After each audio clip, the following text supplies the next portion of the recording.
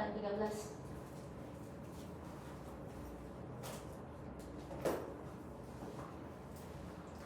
Oke, baik. Assalamualaikum warahmatullahi wabarakatuh. Oke, baik. Selamat malam. Jadi, perkenalkan, saya Mutiara Tulisan Manja. Biasa dipanggil Tiara. Saya mahasiswi Fakultas Psikologi Universitas Negeri Makassar. Mungkin bisa perkenalkan dirinya. Oke, baik Kak. Perkenalkan, saya Muhammad Dawur. Sekarang sedang menempuh pendidikan di UNHAS, Universitas Hasanuddin, di jurusan kedokteran hewan. Bagaimana tadi di jalan? Aman, Ji? Aman. Bagaimana harinya? Bagaimana harinya? Bukan bad day kan? Bukan. Oke, baik. Jadi ada tujuan dari wawancara ini sendiri ini untuk memperdalami riwayat Maulida secara mendalam. Jadi saya sebelumnya izin merekam video yang di belakang, dan untuk kerahasiaannya sendiri pastinya akan dijaga Ji, dan tidak akan disebarkan pasti. Jadi ini cuma untuk pure untuk akademik saja. Oke, mungkin bisa kita mulai. Untuk namanya sendiri siapa? Muhammad Dawur, Jenis kelaminnya, perempuan, tempat tanggal lahir, Bone, 22 November 2006.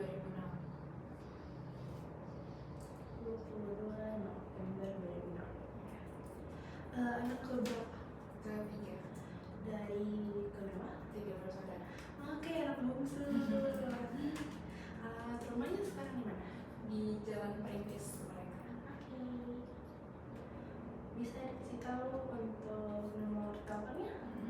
085 394 Oke. 261 Oke. 856. Oke, untuk agamanya sendiri? Islam. Oke. Suku bangsanya mau ada apa? Bugis. Oke. Pendidikan terakhir SMA ya. Bisa kasih tahu jenjang pendidikannya enggak dari TK sampai mungkin kuliah. Untuk TK berlokasi di mana? Di nama TK-nya Kak. Iya, atau nama daerah juga bisa. Kayak Bone. Kalau SD sendiri? Bone juga. Oke. Kalau SMP? Bone juga. Ya, tinggal dimulai terus. Iya Kak. SMA? Bone juga. Oh my god. Bone darah kental. Untuk kuliah artinya gimana Sabtu? Oke. Nah, ingat tahun lulus pas TK? Ingat Kak.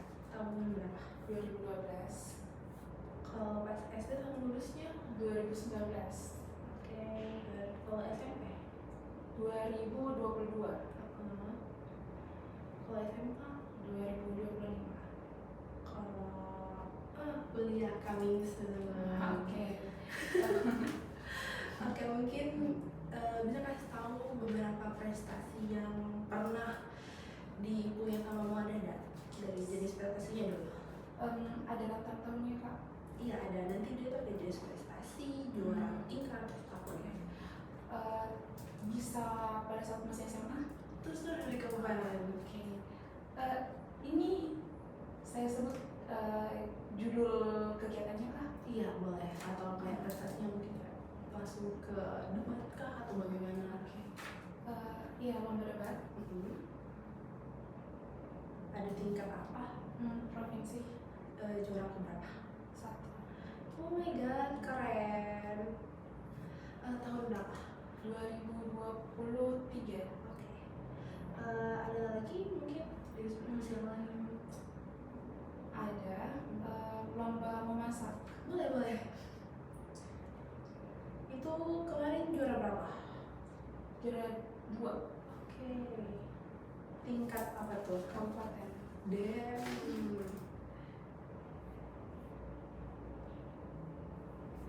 Tahun berapa? 2022. Oke. Apa ada lagi?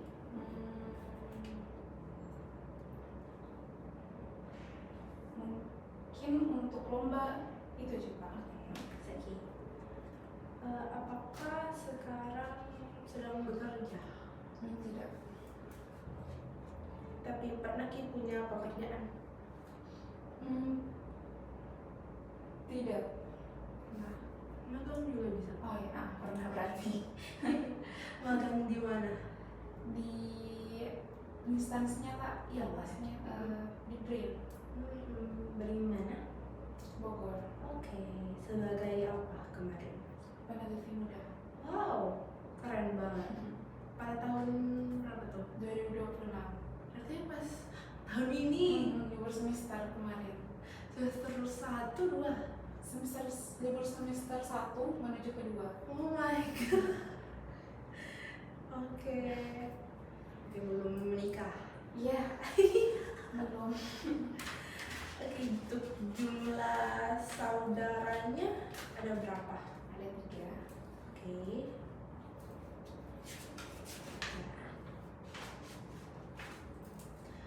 Untuk yang kakak pertama itu jenis kelamin apa? Perempuan. Oke. Usianya 24. sedang mengampu, sedang lagi bersekolah apa Ki? Kayak lagi sedang kuliah atau? Iya, kuliah. S1 atau S2? S2 S2 di mana? di Jogja. Ah, keren. Jurusan apa? Sastra Bahasa Inggris. Oh my god. Kalau kakak yang kedua? Yang kedua Jenis kelamin apa? laki-laki. Oke. Usianya? 23 Oke. atau 22 deh kayaknya. Oke. Dia sedang kuliah atau mana? Magang. S1. Iya. Dia lagi kuliah. Enggak Kak, dia tuh fresh graduate. Oh, fresh graduate. Oke, oke. Oke.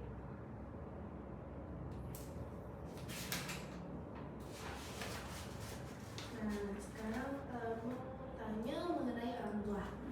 Untuk nama ayah sama ibu sendiri bisa dikasih tahu, mungkin bisa inisial lah ya. Ayah B, ibu K. Usia ayah dan ibu? Ayah 59, ibu 55. Pendidikan terakhir untuk ayah sama ibu? S1.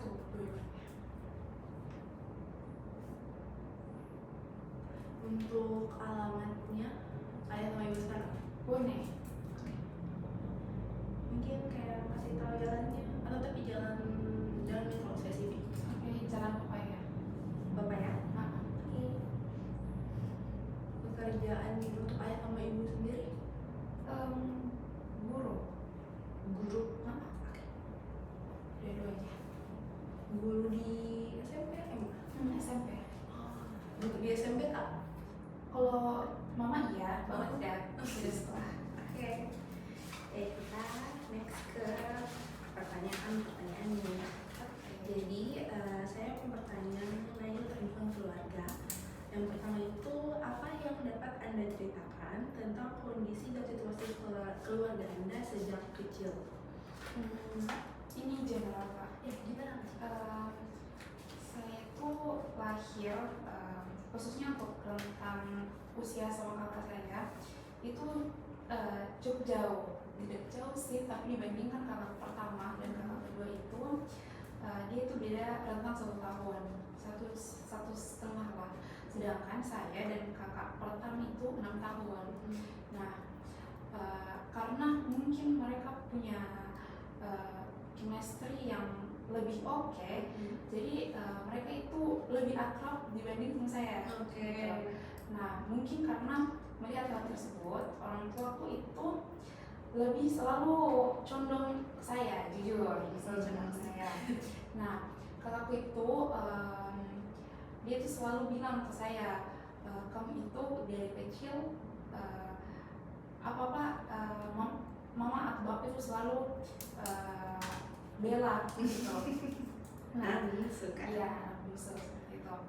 Nah, tapi di sisi lain ternyata kakakku tuh ngomong seperti itu bukan karena tidak suka sama saya, tapi dia tuh mau kasih tahu bahwa walaupun kamu sejak kecil sudah selalu dituruti, cobalah untuk berdiri pakai kakimu sendiri gitu. Karena mungkin dia merasa bahwa dia itu khususnya kakak petang saya, dia itu lahir baru usia 1 tahun sudah ada adiknya, dan bisa dibilang dia belum cukup mendapatkan kasih sayang, tapi orang tua sudah punya anak lagi gitu. Makanya dia karena sesama perempuan, dia lebih paham bagaimana susahnya survive perempuan di dunia gitu.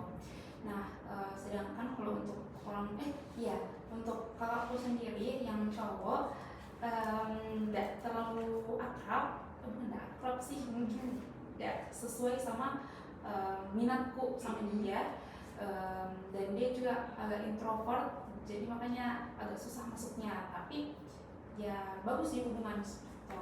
Sedangkan untuk orang tua aku, karena mereka latar belakang akademisi, untuk soal akademik itu dia sangat strict mungkin menurutku. Tapi syukurnya karena dia paham dengan hal itu, jadi saya cukup terarah lah soal hal akademik, pendidikan dan lain-lain. Sampai sekarang pun kalau soal pendidikan tidak pernah saya yang pilih sendiri mau sekolah apa, jurusan apa, tapi pasti dari mereka. Jadi walaupun jatuhnya saya diatur, tapi sejauh ini tidak pernah menyesal sama apa yang dipilihkan sama keluarga. Oke, kita next ke pertanyaan kedua. Siapa saja anggota keluarga yang paling berperan dalam kehidupan Anda dan bagaimana perannya? Ibu sih. Perannya itu kenapa berperan menurutku, karena kalau orang-orang bilang kita tidak berani bicara sama orang tua terlalu jujur, sedangkan kalau semua aku itu semua saya ceritakan Kak. Bahkan yang bukan menurutku hal yang tidak penting pun dia pasti akan dengar. Makanya bersyukur sekali Kak punya orang tua kayak mama aku yang bisa bilang cerewet, karena kalau misal ada cerita dan itu kalau ngegantung Kak cerita, dia pasti bakalan ungkit. Jadi tidak pernah Kak benar-benar yang menahan emosi atau kayak butuh teman cerita, karena ada juga mamaku yang bisa dengar. Berasa bestie sekali. Kita next ke pertanyaan ketiga. Bagaimana hubungan Anda dengan setiap anggota keluarga berkembang dari waktu ke waktu? Oke, kalau dari mamaku sendiri, mama itu waktu aku kecil tidak terlalu sering Kak sama, karena dia itu wanita karir Kak. Selalu lebih aktif daripada bapakku untuk urusan pekerjaan. Dia itu selalu keluar kota untuk pelatihan dan lain-lain. Sedangkan jadi waktu kecil itu saya lebih sering sama bapakku. Nah, posisinya bapakku itu introvert. Jadi ya begitulah, jadi aku diam-diam kalau berdua aja kalau misal berdua aja di rumah, bapak diam-diam ya otomatis saya juga diam-diam.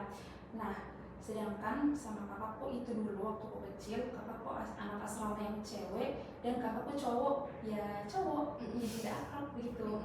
Nah, sedangkan ternyata waktu aku sudah besar, sudah mungkin dia merasa kalau saya ini sudah cukup dewasa nih, makanya selalu diikut sertakan dalam pengambilan keputusannya di dalam keluarga. Makanya lambat laun mereka sudah paham, bilang oh ternyata saya sudah bisa untuk masuk ke komunikasi atau permasalahan gitu, dan Ini kalau bisa di ranking gitu, yang paling dekat satu, terus yang terakhir itu siapa? Mamaku, kakakku yang perempuan, bapakku, sama kakakku yang laki-laki. Oke, terus kapan Anda merasa ada perubahan penting dalam keluarga Anda dan apa yang terjadi saat itu? Gimana Kak? Perubahannya pada keluarga, perubahan penting Ki. Jadi kayak karena ada keadaan ini tuh langsung Ki berubah keluarganya gitu. Jujur enggak ada sih Kak perubahan yang keras kayak bagaimana sekali, karena dari dulu menurutku stabil sih dari segala sisi gitu. Bagaimana suasana rumah dan pola interaksi dalam keluarga sehari-hari? Baik. Jadi kayak lebih sering Ki interaksi di rumah atau tidak atau bagaimana? Iya, lebih sering. Oke, kita pindah pertanyaannya itu mengenai riwayat pengasuhan. Jadi yang pertama itu, apa yang Anda ingat tentang cara orang tua atau pengasuh Anda mendidik sejak kecil? Menurutku Kak, Boleh. oh ya ini kagum Kak sama orang tuaku karena dia itu bentuk anaknya disiplin. Misal soal sesimpel uang jajan, dia itu sudah disiplin sekali tentang uang jajan yang menakasi anak-anaknya gitu. Dan itu terbawa sampai sekarang. Jadi kalau misal ada beberapa hal yang bisa dibilang dimaui tapi ternyata belum menjadi kebutuhan, pasti mindset kami tuh langsung ingat sama didikannya orang tua gitu.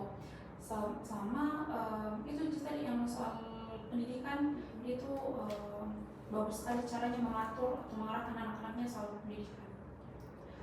Sejak kecil itu diasuhnya langsung sama orang tua atau mungkin ada yang bantu asuh kayak nenek atau kayak mbak yang bantu? Ada sih Kak, tapi dia itu misal kalau dipersenkan itu 100% di tanteku dan beberapa sepupuku yang kebetulan anaknya tanteku itu 15% lah, karena dia itu baru ikut andil ketika memang orang tuaku tidak bisa atau dia benar-benar sama-sama sibuk, tidak ada yang bisa lihat Kak waktu itu, makanya kadang dititipi di tanteku yang kebetulan tetangga juga. Jadi kayak beberapa kali dititipkan. Iya. Oke. Siapa yang paling dominan dalam mengasuh Anda dan bagaimana cara mereka melakukannya? Dominan. Sebenarnya sama sih Kak, karena itu tadi kalau bapakku dari waktu masih kecil, sedangkan mamaku itu waktuku sudah agak remaja. Dan ya itu mereka disiplin, strict, tapi tidak keras gitu. Jadi menurut Kak yang kalau di rumah lebih dominan siapa Ki? Ayah atau mungkin ibu atau mungkin kakak juga bisa? Ibu, mamaku. Oke. Bagaimana aturan atau disiplin diterapkan dalam pengasuhannya? Dia itu disiplin yang bagaimana nih Kak bahasakan ini, dia itu punya aturan dan ini cukup menakutkan menurutku untuk usia orang yang belum mengerti apa-apa gitu, yang masih takut-takut sama orang tuanya, karena dia itu bakalan nakasih ki apa di nakasih ki, mau dibilang ancaman tidak juga, tapi dia itu kalau misal ada hal-hal yang memang mereka sudah patok dan tidak boleh begini, tidak boleh begitu, tapi kapan kami ketahuan di belakangnya mereka dan mereka tidak mau, mereka itu bakalan kayak dia itu bakalan tahan beberapa fasilitas lah gitu, tapi biasanya itu tahan kayak paling sehari, kayak misal uang jajan dari uang jajan, terus tapi bakalan dikasih di bekal kayak begitu. Jadi kayak mereka keras tapi enggak, itu yang begitu caranya mereka mendisiplinkan anak-anaknya. Jadi mungkin lebih ke penerapan reward gitu ya, reward punishment gitu. Bisa kasih tahu salah satu mungkin aturan yang kayak fix banget di rumah gitu? Fixnya ya Kak,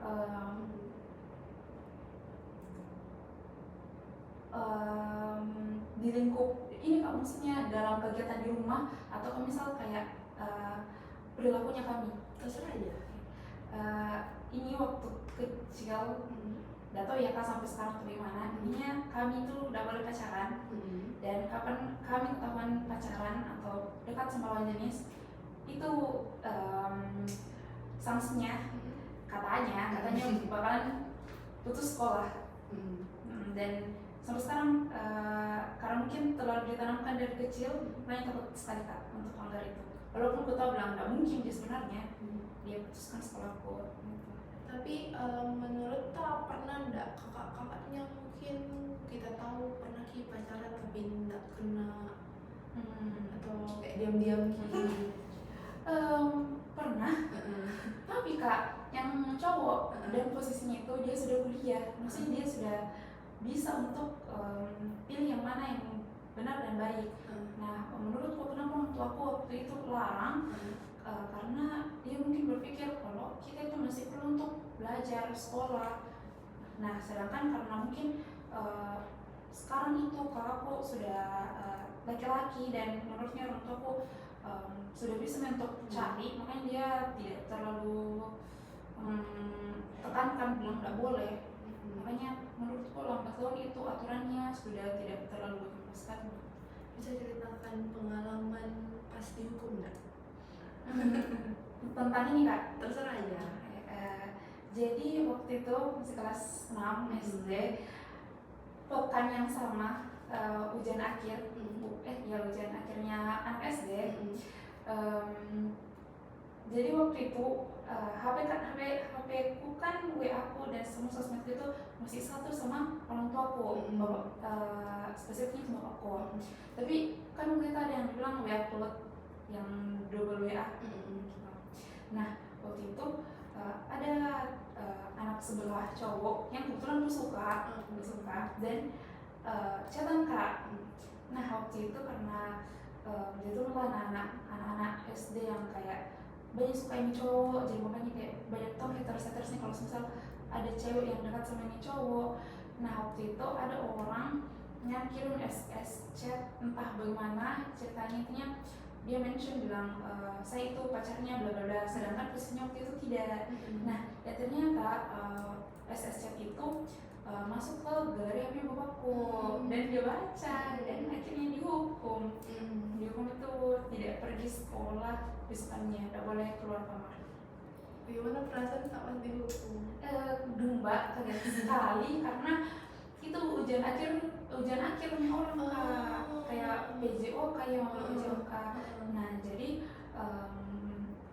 karena orang tua itu mungkin gimana di waktu itu intinya ada jalannya mereka kasih kode sehingga sebenarnya bisa aja pergi sekolah. Jadi waktu itu tetap aja pergi sekolah.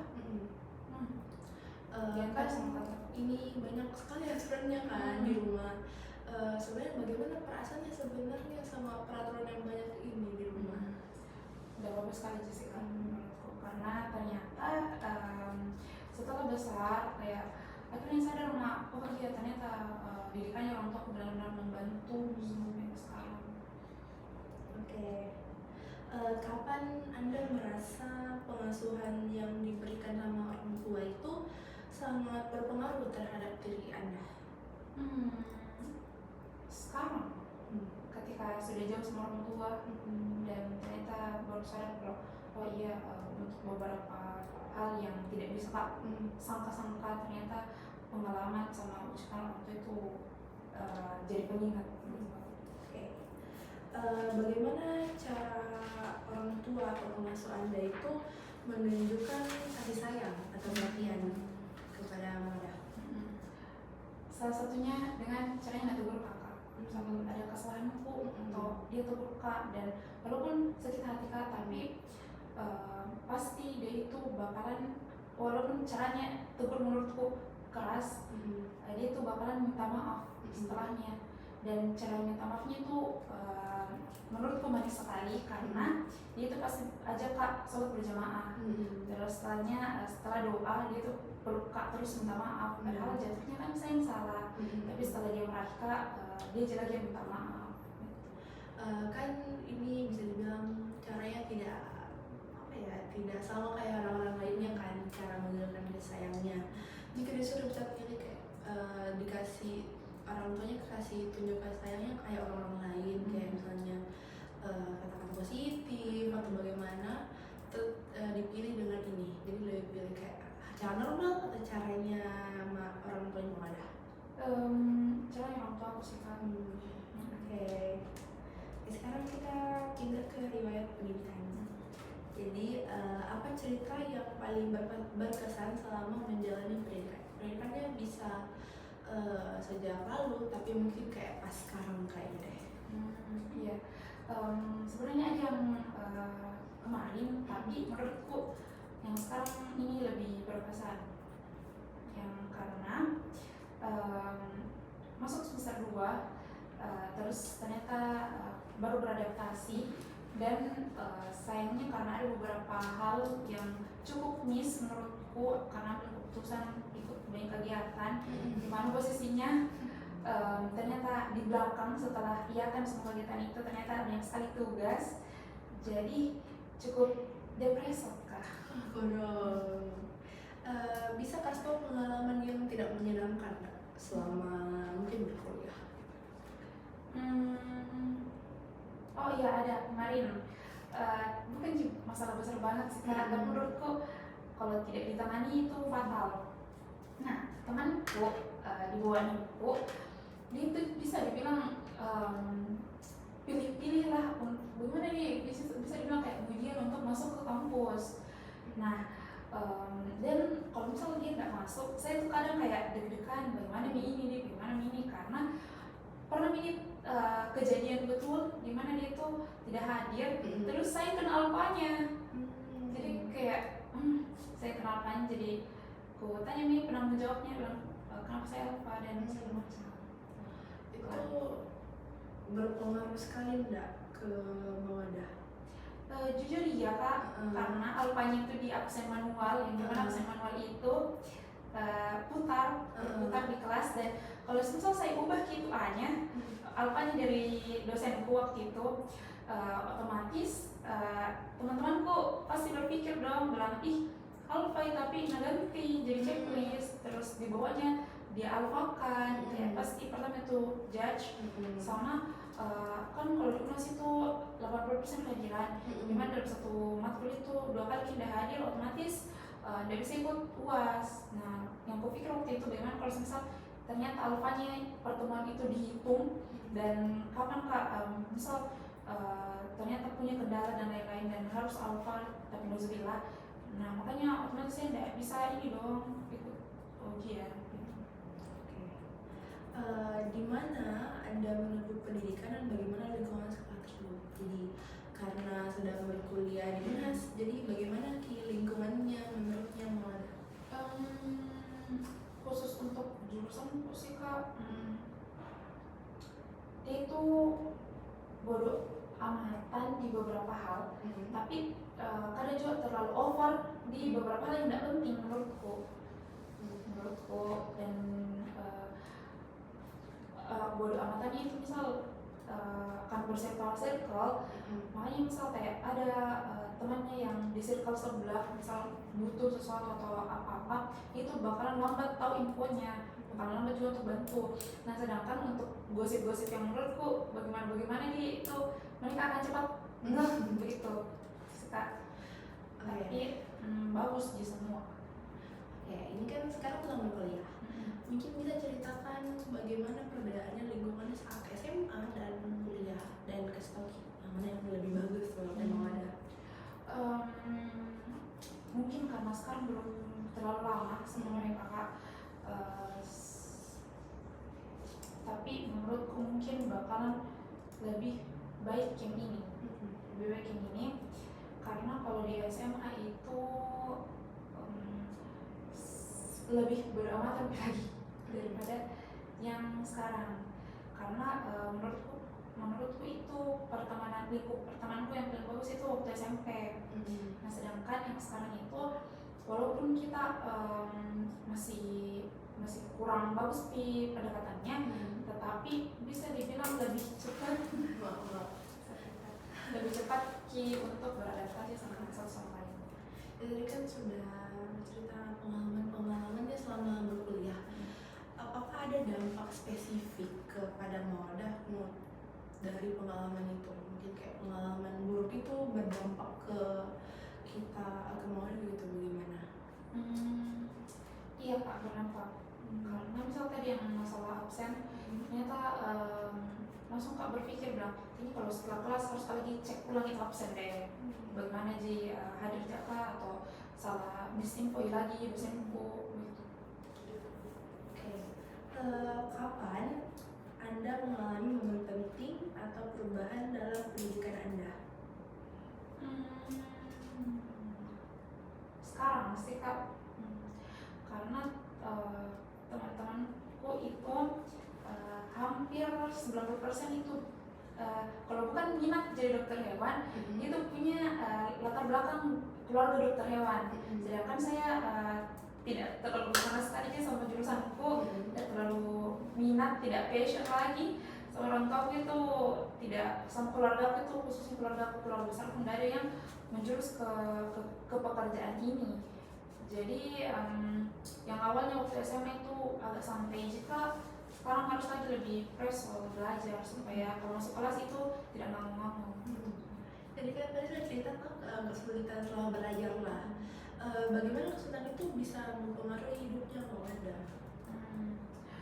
Itu sih Kak, karena merasa susah Kak, makanya harus lebih ambil start lah daripada teman-temanku, supaya ketika karena kan teman-temanku ceritanya kayak familiar nih sama apa yang udah bilang dosen, pengajar, sedangkan saya kayak masih hal-hal baru.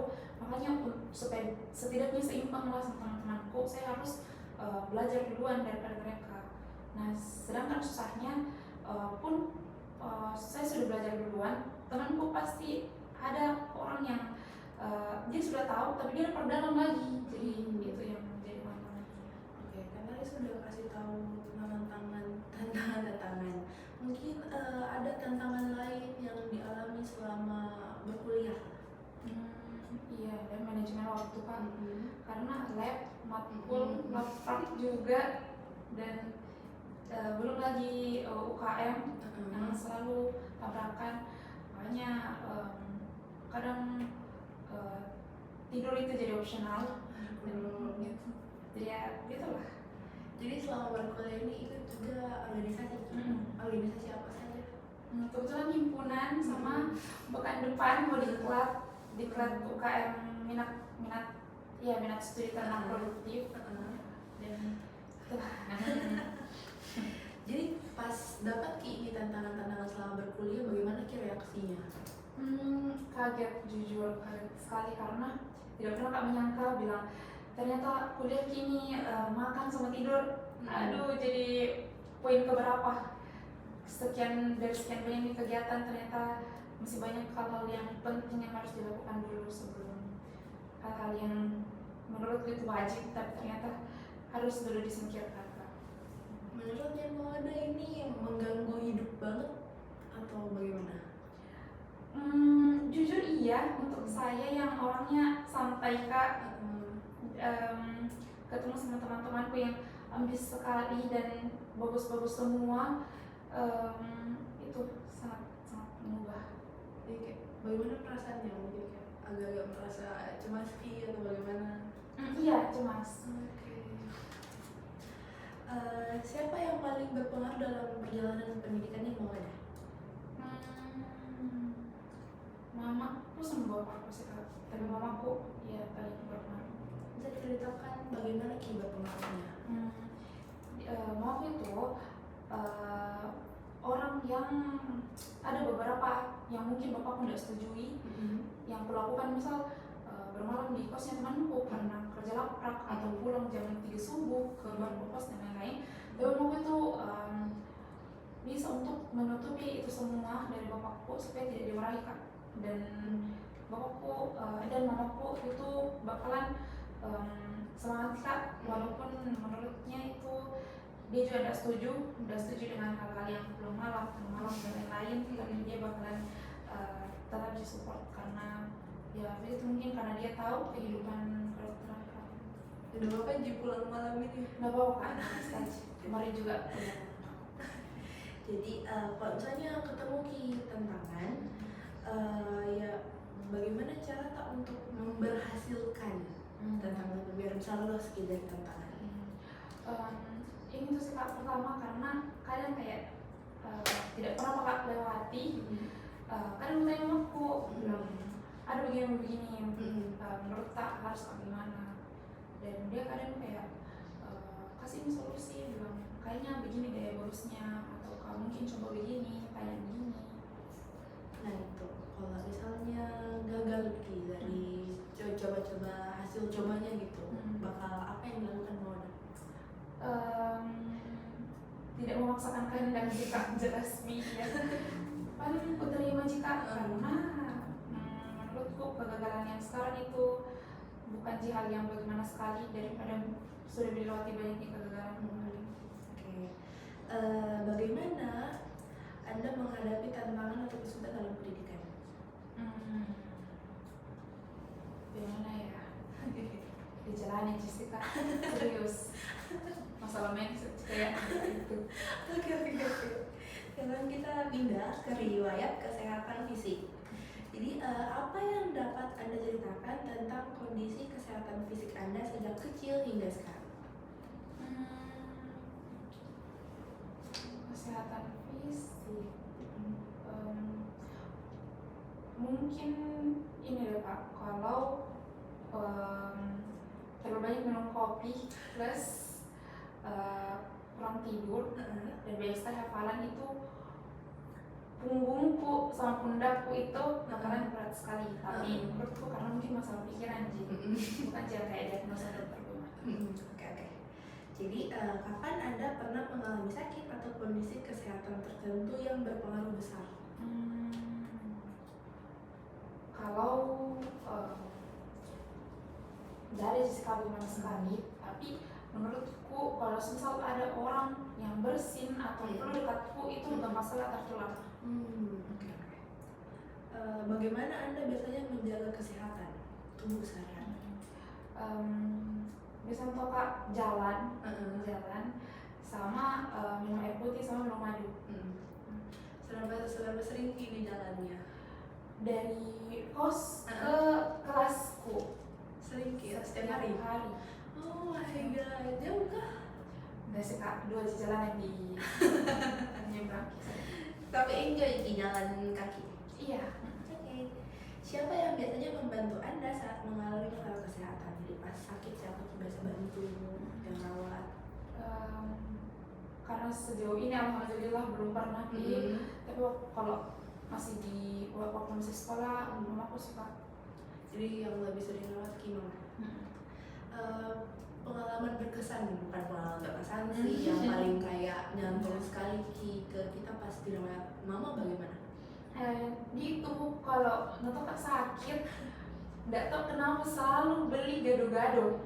Kayak penanganan pertamanya itu kayak gado-gado, tapi heran buat kenapa dia kayak langsung disemprot. Kayak kenapa dia dengan tubuhku dan gado-gado? Biasanya orang teh hangat. Gini gado-gado. Ya Allah.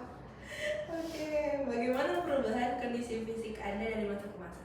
Mungkin kayak pas SD agak sakit, pas SMP langsung bugar. Waduh. Enggak sih, stabil, normal sih. Alhamdulillah. Jadi sekarang kita pindah ke riwayat sosial. Ada cerita yang paling mau Anda ingat nggak terkait interaksi dengan sosial sejak kecil? Iya ada. Bisa cerita? Karena kebetulan join Kak di sebuah organisasi atau Kak, sebuah organisasi kemasyarakatan dari sosial rumah anak. Nah, dan yang bikin Kak ada 2 bukan komunitas, kelompok anak yang menurutku itu dia benar-benar ubah pola pandangku sama masyarakat. Yang pertama itu anak disabilitas sama anak yang putus sekolah. Dia kalau anak disabilitas itu karena dia benar-benar dikasih paham bilang harus bersyukur, sedangkan anak yang putus sekolah itu sama dia harus juga bersyukur. Tapi bedanya dia buat kami pikir kalau walaupun kita merasa bilang kita itu tidak tahu apa-apa, kita harus tetap berbagi tentang apa yang sedikitnya kita tahu. Siapa saja yang paling berpengaruh dalam kehidupan sosial Anda? Bisa general atau mungkin pas forum anak Paling berpengaruh, yang paling kalau kan berpengaruh yang paling kayak nyantol sekali ini orang gitu. Siapa di Kak?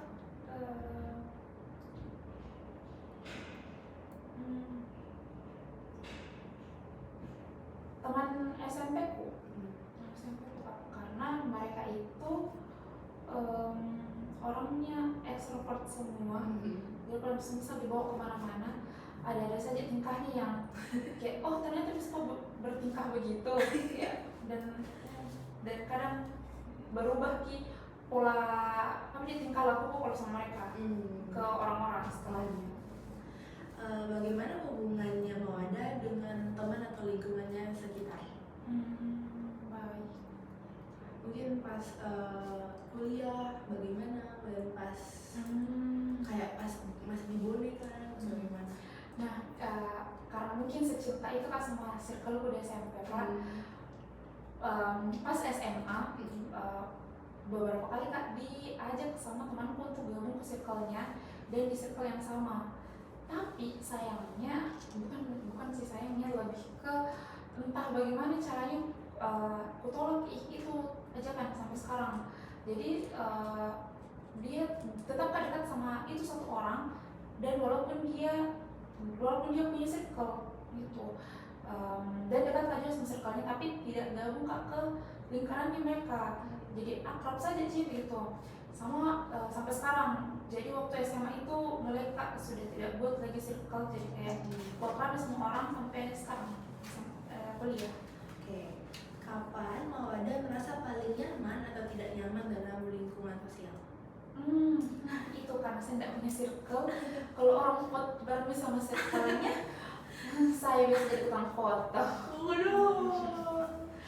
Paling nyaman pas kapan Ki? Pas SMP. Bagaimana biasanya menyelesaikan diri dalam lingkungan baru? Nah, tergantung bagaimana orang yang aku temani di lingkungan itu sih Kak.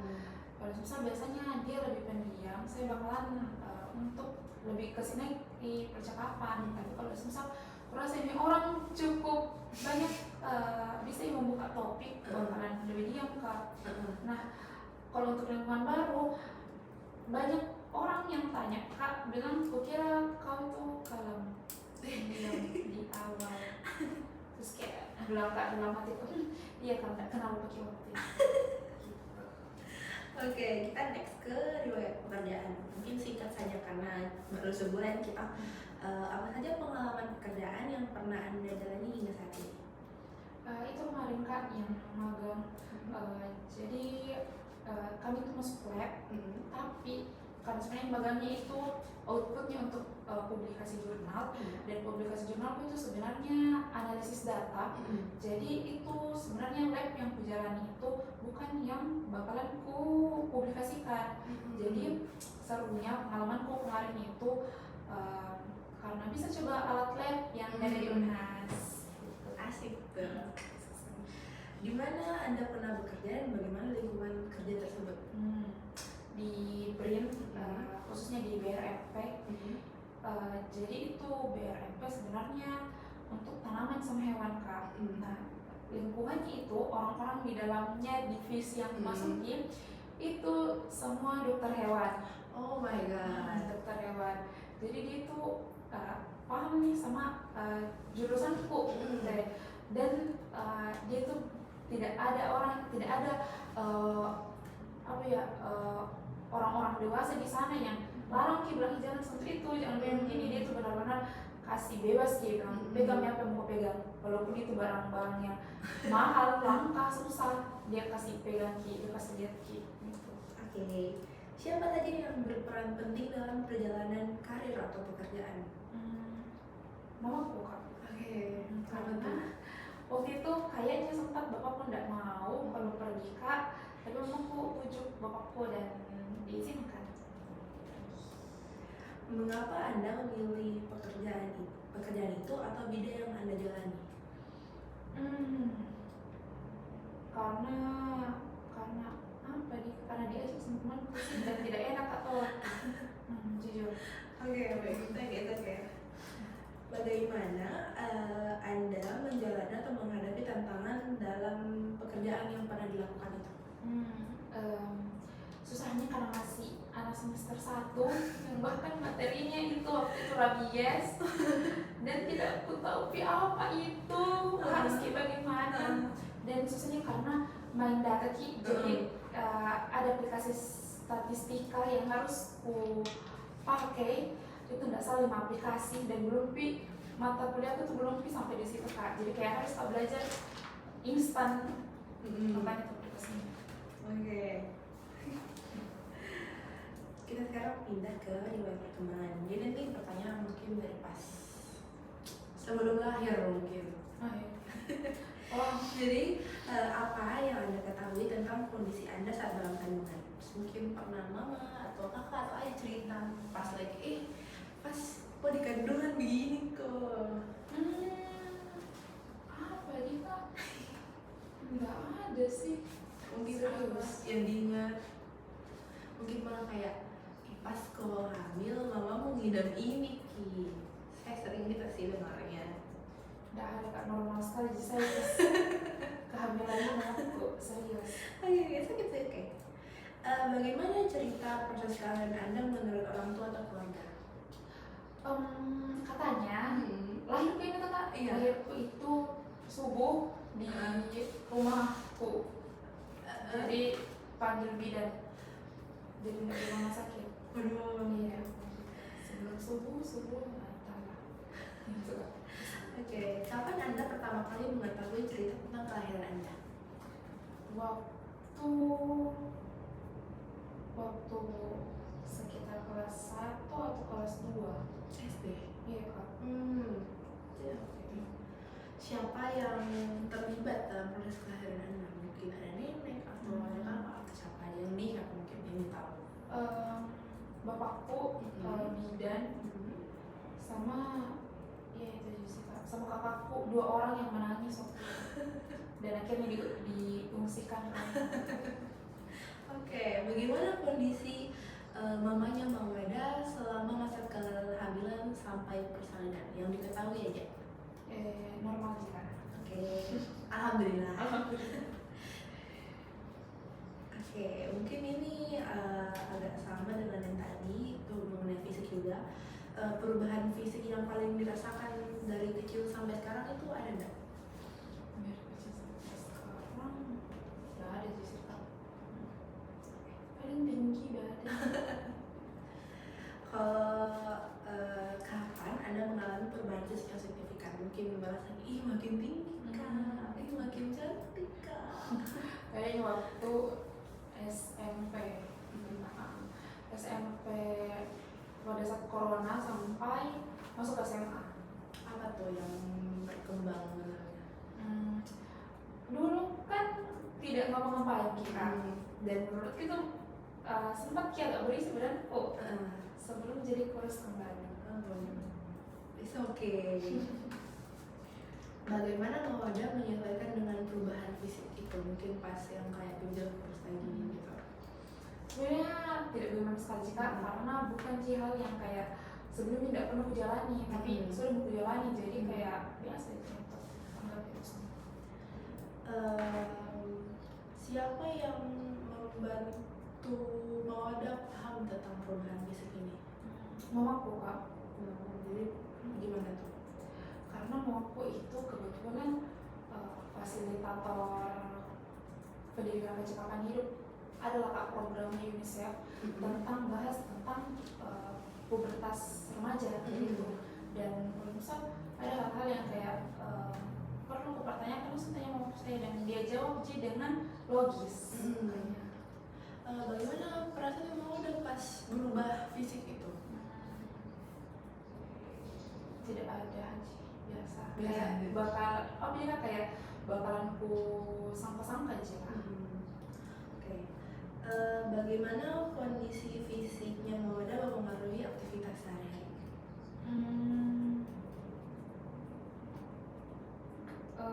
Tidak ada yang terlalu bagaimana sih Kak, tapi untuk beberapa hal itu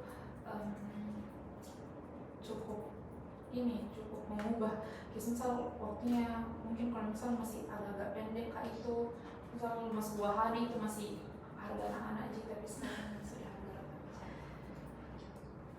Oke, siapa yang paling kita sebelumnya itu kita pindah nih ke perkembangan mental. Siapa yang paling berpengaruh dalam membantu perkembangan kemampuan berpikirnya Mawada? Mamaku Kak. Karena mamaku itu dia tuh kalau misal ada hal-hal yang menurutku kubingungkan, makin khawatir kan, dia tuh bakalan dia tuh bakalan arahkan pola pikirku untuk mengarah semua itu ada hikmahnya atau diarahkan ini ke hal-hal yang positif. Gitu. Kalau disitu seperti apa Mawada merasa kemampuan berpikirnya Mawada tuh lagi berkembang banget gitu. Pas kapan? Waktu SMP. Waktu SMP, karena waktu SMP itu pertama kali Kak kenal debat Kak, kenal debat, dan itu kan debat harus netral soal pola pikir, karena itu nih kalau misalnya debat ada pro dan kontra, dan di situ itu mulai berkembang pola pikir untuk melihat segala suatu hal out of the box gitu. Mengapa Anda merasa kemampuan berpikir tersebut berkembang? Karena awalnya Kak, saya itu orang yang monoton sekali lihat segala sesuatu hal. Nah, pernah waktu itu beberapa kali setiap ada temanku nyeletuk terus minta pendapat, dan saya jawab pendapatnya itu menurutku, dan itu pas kayak bakalan heran kayak, hah, bisa nggak nih berpikir begitu sejauh itu, dan kayak menurutku, oh jadi kenapa Kak terlalu jauh memandang segala sesuatu hal. Bisa kasih tahu kayak pandangan seperti apa? Apa nih Kak? Ada waktu itu lupa apa. Terus temanku waktu itu kaget bilang, bisa nggak berpikir mengarah ke situ, padahal saya nggak boleh jadi dari arah itu. Lupa apa kalau nggak salah itu ada kejadian apa gitu namanya. Bagaimana caranya Mawada mengelola informasi atau memahami sesuatu ketika menghadapi hal baru? Hal baru, informasi di mungkin dengar kumpulkan dulu informasinya, terus sesuaikan sama hal yang terjadi itu. Bagaimana biasanya caranya Mawada untuk mengumpulkan informasi? Tanya-tanya ke orang sekarang, tapi orang yang memang sudah jalani, bukan orang yang baru cari tahu juga. Kalau misalnya nih, kalau saya kebetulan tidak ada orang yang available di sekitarnya Mawada yang tidak bisa ditanya, bagaimana caranya untuk mencari informasi?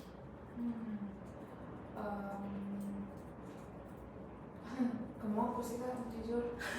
Serius, karena menurutku mamaku atau bapakku itu orang yang sudah menjalani, pun kalau sudah menjalani pasti nggak tahu begitu kan, karena mungkin guru dan dia banyak karakter sudah ini tuh kan hadapin jadi.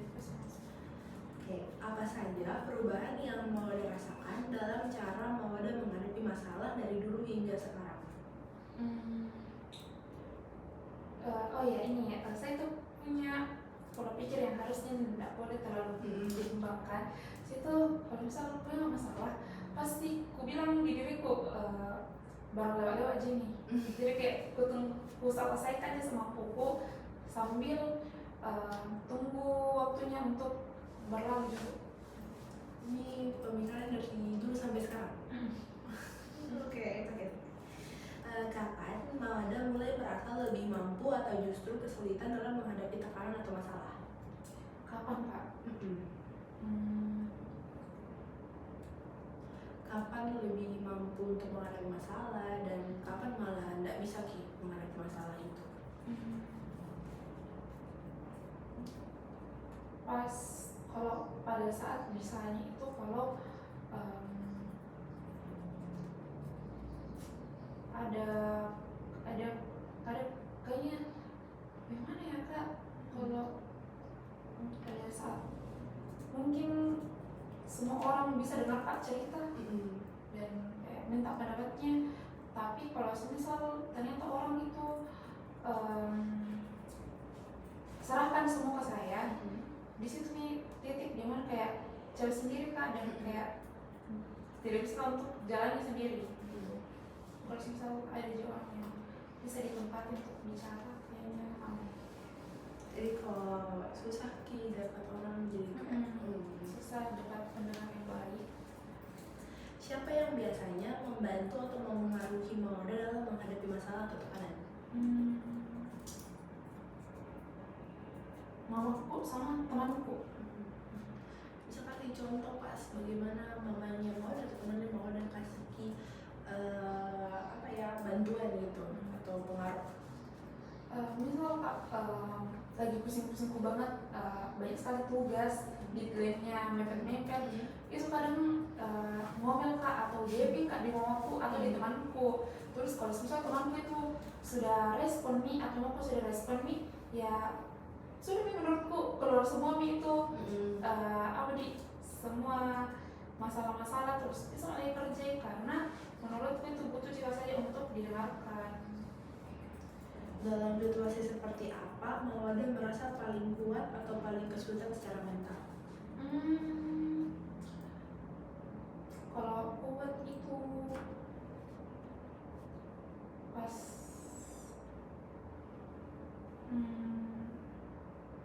pas lagi santai sih kan, enggak terlalu banyak tekanan. Maksudnya masih bisa aja lah aku lewati. Tapi kalau pada saat tertekannya sekali itu biasa sekali tugas terus orang yang biasa aku tempati cerita juga lagi nggak bisa respon kak, kayak deh ya Allah susahnya kayak capek sendiri kak, tenangkan diriku. Mengapa pengalaman tersebut mempengaruhi kondisi mental Anda hingga saat ini? Bagaimana kak kalau bisa gimana? Mengapa kayak pengalaman yang tadi diceritakan sama Mawada itu mempengaruhi kondisi mentalnya hingga saat ini? Mungkin saya ganti dengan mengapa itu bagaimana mungkin kak? Bagaimana caranya, bagaimana pengalaman itu bisa mempengaruhi mentalnya Mawada hingga saat ini gitu? Sebenarnya tidak bagaimana sekali Jessica, karena bisa dibilang itu penanganan yang atau pengalaman yang sederhana sekali sih untuk dilakukan. Tapi menurutku itu berpengaruh sekali sampai sekarang karena buktinya masih butuh hal itu untuk jalani semua. Bagaimana caranya Mawada itu mengatasi tekanan, stres, atau masalah dalam kehidupan sehari-hari? Dengan cara mengeluh. harus kak ngomong. Kalau misal lagi tertekan kak harus kak misu-misu, tapi kalau misal suruh kak misu-misu itu bakalan aku kerja gitu. Kayak butuh banget ke orang lain. Sekarang kita pindah ke perkembangan emosi. Yang pertama itu, apa yang dapat Anda ceritakan tentang perkembangan emosi sejak kecil? Mungkin pas kecil kok kayak selalu gimana tapi sekarang mulai tenang nih, mulai beji. Iya, kalau pas kecil itu mungkin marahku ngejok kak, silent treatment marahku.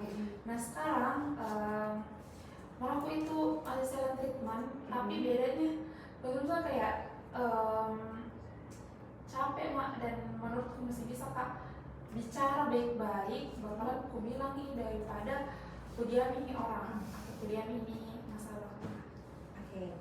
Kapan Mawada merasa emosi Mawada itu berubah atau berkembang secara signifikan? Soalnya Maksudnya kak bagaimana? Kapan Ki mulai merasa lebih dewasa kak mengenai emosiku gitu?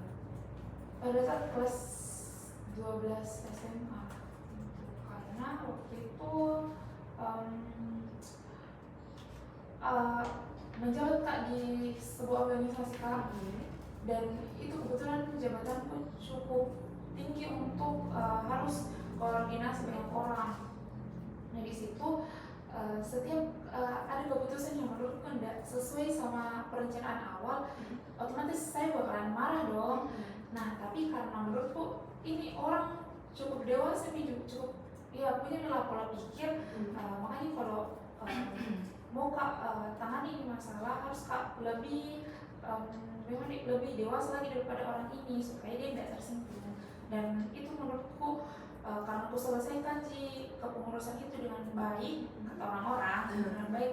Menurutku di situ bila terbentuk bisa berpikir secara dewasa. Di selama menjabat atau ikut organisasi lah, apakah merasa emosinya itu lebih cenderung untuk keluar atau tidak? Keluar dari organisasi maksudnya Keluar lebih kayak pas masuk organisasi lebih cenderung untuk lebih emosi, lebih mudah mengeluarkan emosi, kayak lebih sering menangis, marah, tertawa gitu. Tidak juga sih Kak. Iya normal. Maksudnya tidak ada perubahan terus. Jadi kayak dalam situasi apa biasanya lebih sering bisa mengeluarkan emosi? Mungkin lagi sama temennya, sama orang tua, atau lagi belajar mungkin. Sama kakakku yang perempuan. Karena dia itu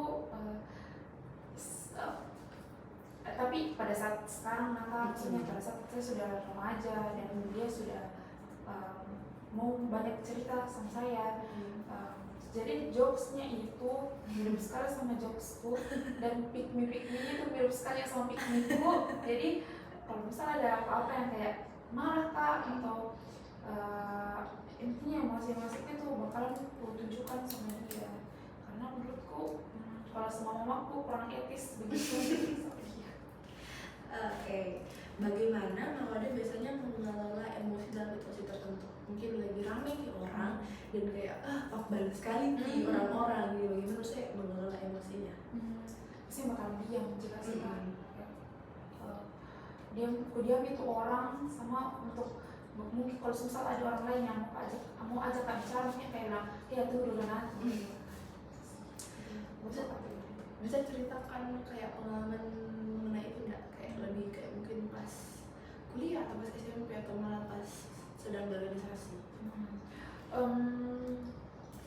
Kemarin deh ya sempat kemarin lagi kesel Kak sama temanku karena dibutuhki dia tapi nggak ada kabarnya. Nah terus pada saat itu akhirnya harus Kak susul ke tempatnya. Ke tempatnya Kak lama Kak menunggu sampai ku harus Kak susul ke spesifik di mana ya orangnya berada dan ketemu Kak. Setelah itu kan dia pun ada kayak saya sudah hubungi kok dan lain-lain semacam tapi endingnya saya lagi yang datangi kok gitu. Nah harus setelahnya itu harus saya kembali ke tempat di mana itu ramai sekali orang. Nah ada orang yang jalan papasan sama saya, teman lama barusan Kak lagi ketemu setelah hampir setahunan. Terus kayak dia sama Kak, udah terus Kak, nanti dulu lah. Terus setelah itu aku chat nih, maaf nah, lagi sibuk. Oke.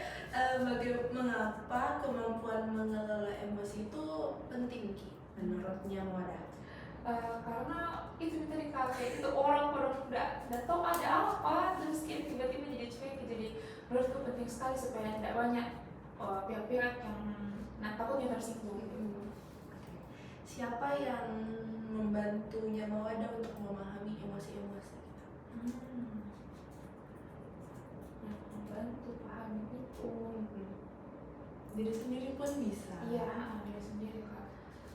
Lebih ke mungkin orang-orang yang kudapati di Reels, TikTok dan dia selalu kayak bicara tentang hal-hal perilaku gitu dan akhirnya tertanam sama diri itu oh ya harusnya begini Kak.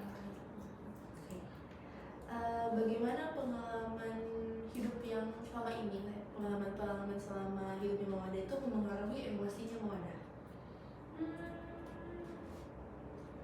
Cukup ini sih Kak, cukup mempengaruhi karena menurutku banyak sekali nih orang-orang yang bikin kaget-kaget ketemu begitu kayak entah ada orang yang populer sekali, ada orang yang kayak disenangi sekali, tapi ternyata misal saya senangi sekali nih orang tapi di belakang mungkin ada masalahku dan lain-lain dan itu benar-benar buat untuk belajar lagi kelola emosiku sih. Oke, sekarang kita pindah ke perkembangan sosial. Apa pengalamannya Mawada dalam membangun hubungan sosial dari masa ke masa? Maksudnya kak? Pengalamannya mau dalam membangun sosial, dalam membangun hubungan sosial, mungkin dari kayaknya pas SMP berani kita membangun hubungan sosial, tapi pas kuliah kayak deh malas kalau punya teman kayak gitu. Iya sih begitu kak. Pas SMP itu sampai SMA aku suka sekali ngomong sama orang baru, kayak apa intinya buat pertemanan lah gitu. Nah bahkan pas SMA itu orang-orang teman baruku itu pasti bilang kenalan gue kenal ini kok kenal ini, dan iya memang begitu. Tapi pasnya masuk kuliah, untuk teman-temanku di perkuliahan sendiri itu dari yang benar-benar ku dekati sekali, akrab sih, tapi yang kayak untuk dekat benar itu tidak terlalu. Apa yang mempengaruhi Mawada sampai kurang mau bersosialisasi mungkin di kampus? Jujur kak, mungkin karena dari segi tugas takut kak diminta jawaban. Jujur. Oke. Kapan Mawada merasa perkembangan sosial Mawada itu meningkat atau berubah? Pada saat masuk kuliah. Pas masuk kuliah tuh meningkat atau mungkin menurun? Oke, tadi sudah dijelaskan juga ya Kak ya.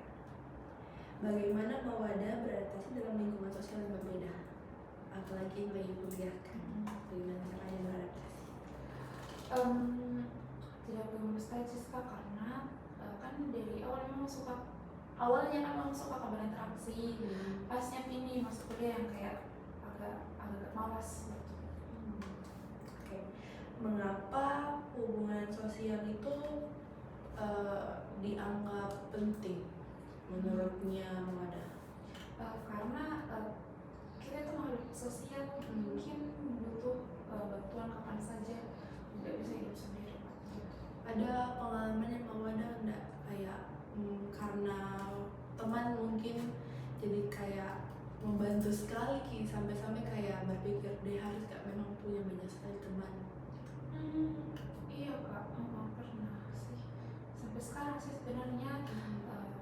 Dan setuju kak untuk banyak teman, tapi untuk dekat banget jadi sahabat itu enggak terlalu banyak. Siapa yang paling berpengaruh dalam perkembangan sosialnya Mawada?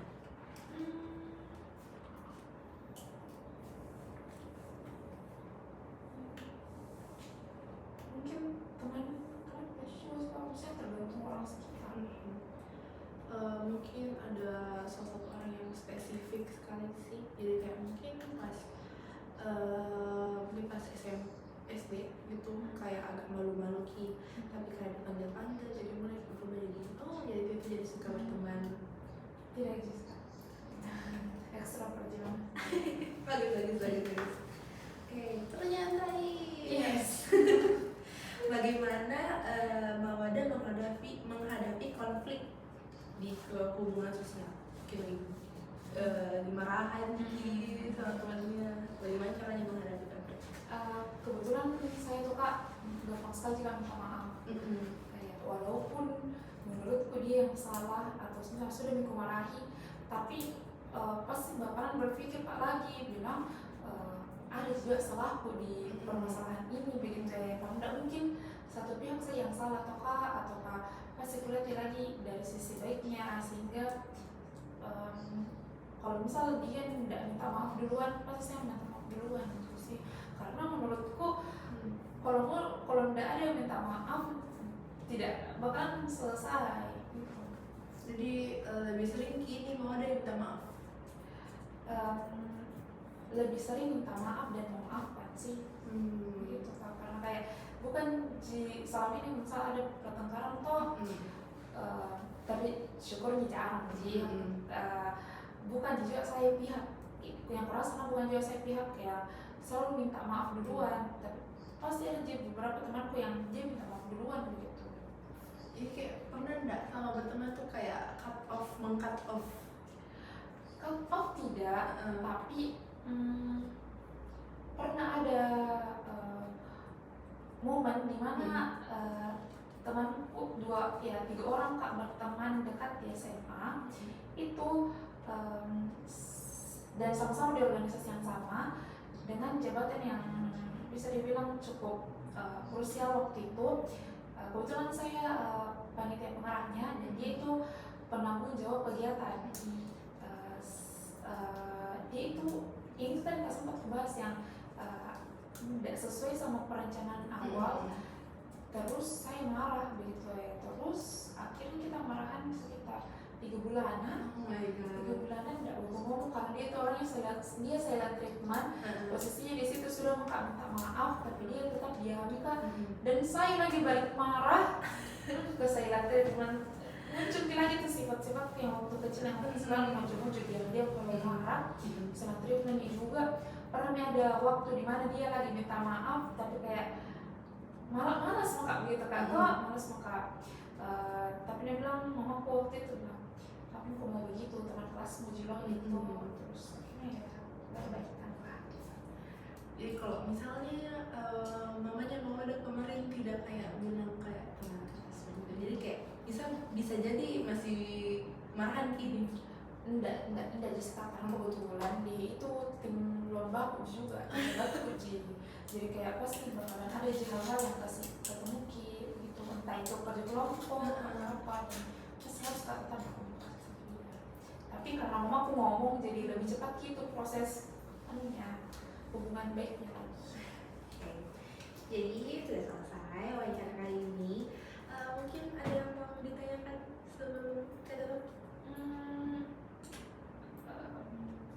Ada sih kak. Boleh.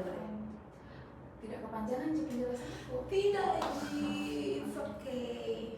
Jadi kayak berdasarkan wawancara tadi itu figur yang penting sekali bagaimana itu kayak mungkin mama dan teman-teman di sekitar, dan kayak bagaimana pendidikan tuh penting sekali buat ke Mawada, dan kayak perkembangannya dalam fisik atau emosi ya stabil saja.